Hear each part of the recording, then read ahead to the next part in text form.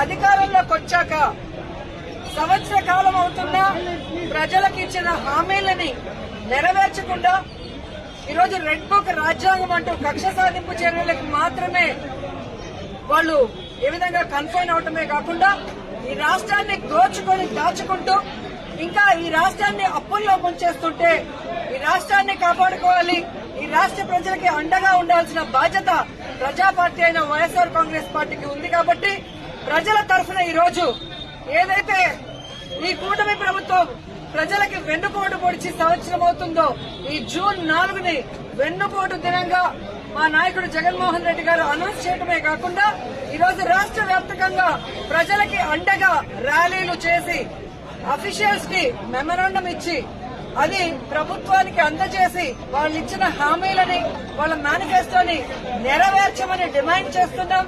అవి నెరవేర్చకపోతే వదిలే ప్రసక్తి లేదు అని కూడా ఈ సందర్భంగా హెచ్చరిస్తున్నాం. మీరు చూస్తే ఎన్నికల ముందు కూటమి ప్రభుత్వం అంతా ఎలా ప్రచారం చేసుకుందో మనం చూసాం.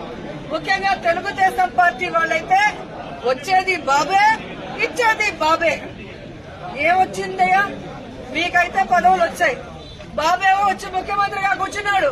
కానీ ఈ రాష్ట్ర ప్రజలకు ఏమిచ్చాడు అంటే చేతికి చిప్పిచ్చాడు, మరేమి ఇవ్వలేదనేది రాష్ట్ర ప్రజలు గుర్తించారు. 143 హామీలు ఇచ్చాడు. 143 హామీల్లో విజన్ ఉంది, విస్తరాకులు కట్టుంది, అనుభవం ఉందని చెప్పుకునే చంద్రబాబు నాయుడు మొదటి 6 అయినా చేశాడా అని నేను అడుగుతున్నాను. ఈరోజు చూస్తే చంద్రబాబు నాయుడు ఏరు దాటక ముందు ఏటి మల్లన్న, ఏరు దాటాక బోడి మల్లన్న చందంగా పరిపాలించిన విధానం మనకు తెలుసు. కానీ ఈ రాష్ట్ర ప్రజలు ఎలా నమ్మి మోసపోయారు, అలాగే ఈవీఎంలతో వీళ్ళు ఎలా మ్యానిపులేట్ చేసి ఈరోజు 60,000 90,000 అంటూ అసలు ప్రజలు ఓట్లేని నాయకులంతా గాల్లో గెలిచిపోయిన గాలిగాళ్లే ఎక్కువగా ఉన్నారు ఈ రాష్ట్రంలో. సో ఈ రోజు నేను ఎందుకు ఇది చెప్తున్నాను అంటే జగన్మోహన్ రెడ్డి గారు ఎన్నికల్లో చెప్పడం జరిగింది, చంద్రబాబు నాయుడు 3 సార్లు ముఖ్యమంత్రి అయినా ఏ రోజు చెప్పిన వాగ్దానాన్ని నెరవేర్చలేదు, పిల్లలిచ్చిన మామనే వెన్నుపోటు పొడిచిన వాడు, జాగ్రత్తగా ఉండండి అని. కానీ ఈవీఎంల దగ్గర మనం ఏం చేయగలం? సో ఈవీఎంలని మ్యానిపులేట్ చేశారు. కొన్ని చోట్ల అమాయకమైన ప్రజలు, రైతులు, మహిళలు కూడా జగన్ గారే ఇచ్చినప్పుడు చంద్రబాబు నాయుడు, లోకేష్, పవన్ కళ్యాణ్ ఇస్తారేమో, పవన్ కళ్యాణ్ చెప్పిన మాటలు నమ్మి చాలా మంది ఓట్లు వేయడం కూడా జరిగింది. కానీ ఈ రోజు చూస్తే సూపర్ 6 చేస్తామన్న చంద్రబాబు నాయుడు సూపర్ 6 చేశాడా అని అడుగుతున్నాను. అన్నిటికీ వెన్నుపోటు పొడిచింది నిజం కాదా అని అడుగుతున్నా. ఈ రోజు తల్లికి వందనం ఇస్తానన్నాడు, కానీ ఇవ్వకుండా వెన్నుపోటు పొడిచాడు. రైతుకు అన్నదాత ఇస్తా అన్నాడు, ఇవ్వకుండా వెన్నుపోటు పొడిచాడు. జాబ్ క్యాలెండర్ ఇస్తా అన్నాడు, ఇవ్వకుండా వెన్నుపోటు పొడిచాడు. ఉద్యోగం ఇస్తా ఇవ్వని వాళ్ళకి నిరుద్యోగ భృతి ఇస్తా అన్నాడు, ఇవ్వకుండా వెన్నుపోటు పొడిచాడు.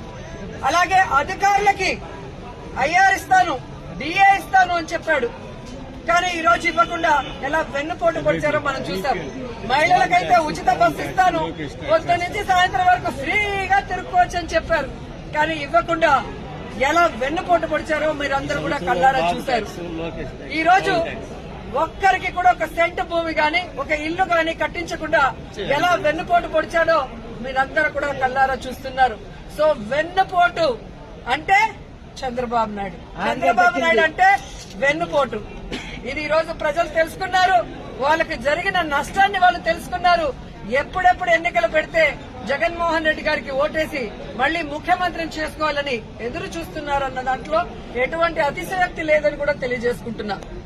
మొదటిసారి ముఖ్యమంత్రి అయిన జగన్మోహన్ రెడ్డి గారు తాను ముఖ్యమంత్రి అయిన రోజుకి చంద్రబాబు నాయుడు ఖాళీ చేసి ఖజానాలో 100 కోట్లు మాత్రమే పెట్టినా ఆయన పెట్టిన అప్పులన్నీ తీర్చి జగన్మోహన్ రెడ్డి గారు ఇచ్చిన ప్రతి వాగ్దానాన్ని నెరవేరుస్తూ వెల్ఫేర్ డెవలప్మెంట్ 2 కళ్ళగా ముందుకు వెళ్లాడు.